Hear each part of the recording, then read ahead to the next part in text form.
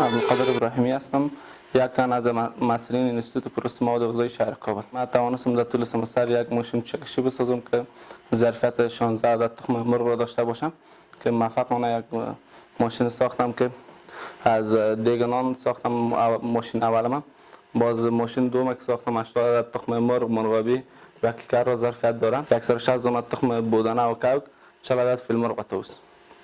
و خوبی ماشین ما ای است که می توانیم که هم از برق شهری استفاده کنیم هم از بطری.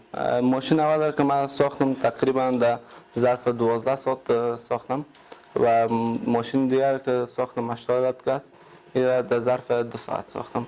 چون ماشین اول که ساختم خیلی وقتگیر بود، چون حساب لندونی بیاش یکم وقت در بر می گرفت و ماشین دوم که ساختم چون بلد شدم دیگه برام خیلی آسان بود.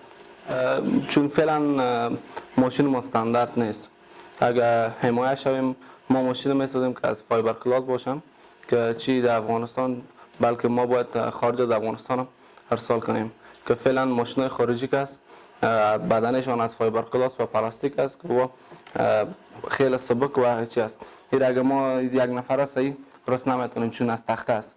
تخته در مرور زمان خراب میشه. رطوبت یا هم رطوبت دارم ماشین هم گرمی دارم خرابش میکنه.